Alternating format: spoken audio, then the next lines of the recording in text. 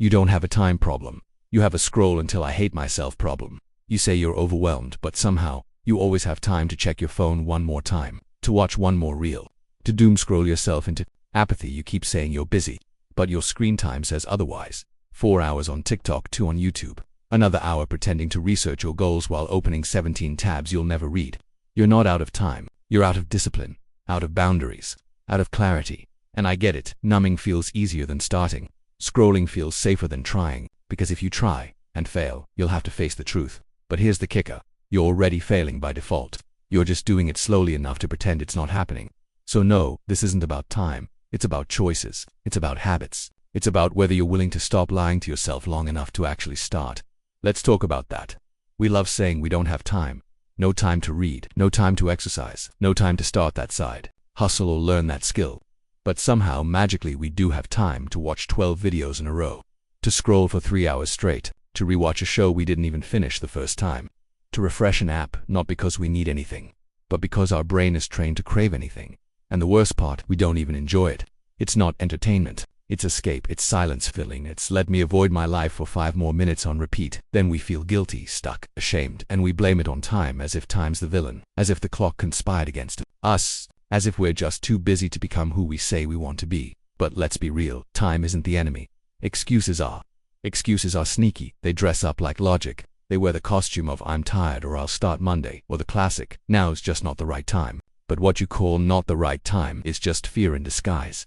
Because if you stop blaming time, you'll have to start taking ownership. And ownership is uncomfortable. It means no more hiding behind the calendar. It means asking yourself, if not now, when you're not too busy. You're avoiding boredom, avoiding discomfort, avoiding the possibility that you'll try, and it still won't be perfect. Avoiding the silence that shows you everything you've been trying not to feel. And that's okay. There's no shame in it. We all do it. But let's at least be honest. This isn't about time. This is about fear. Fear of failure. Fear of starting, fear of showing up and realizing that it's harder than you thought. So instead, we buffer, we distract, we stay busy doing nothing and call it productivity. But here's the truth. When you lie to yourself, even just a little, you protect the very habit that's hurting you. You become the bodyguard of your own self-sabotage. You don't need 5 extra hours in your day. You don't need the perfect planner. You don't need to wake up at 5 a.m. and drink green sludge. You need 15 minutes. 15 minutes where you don't run, where you sit with the discomfort, where you feel the resistance and do the thing anyway. That's where it starts. Not with a new routine, with a new relationship to your discomfort. Because when you stop running from yourself, you'll realize you were never too busy, you were just afraid. And now, you're done hiding. If you can't focus, don't just blame your brain. Blame your inputs. Because it's not that your mind is broken. It's just overstimulated.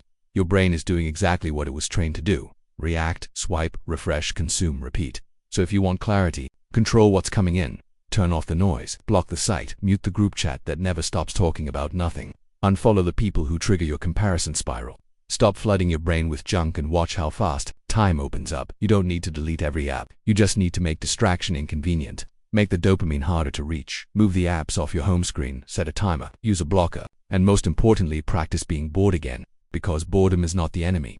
Boredom is a signal. It's your brain detoxing from chaos. And clarity lives on the other side of that detox. 1 less hour of scrolling is 1 more hour. What a presence. 1 less notification is 1 more full thought. And 1 more full thought. That's what gets things done. That's where focus is born. You'll never feel like you have time. You have to take it.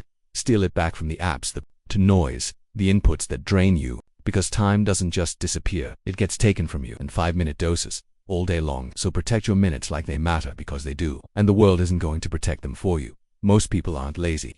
They're just drowning in options and guilt.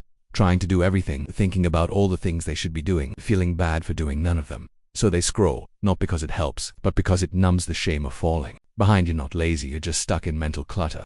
Too many tabs open, too many unfinished goals, too many expectations without direction. And here's the trap. You keep saying I'll do it later. I'll get to it when I have time, but later never comes. Because later is where dreams go to die. So what if you stopped trying to do everything later and just did one thing now?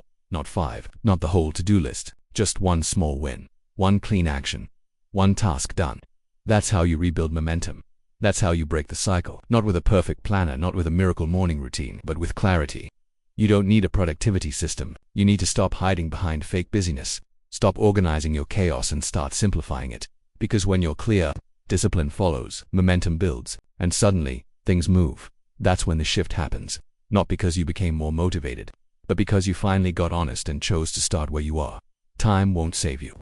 You save you. No one's coming to rescue your schedule. No app, no planner, no perfect Monday. Just you and the choice you make next. So cut the excuses, shut the noise, log out, mute the pressure, and pick one thing. Just one. Start, even if it's small, even if it's messy, even if it's 10 minutes of imperfect effort, because the truth is, you've always had the time, you just kept giving it away. 2 distractions, 2 doubt, 2 things that don't move you forward.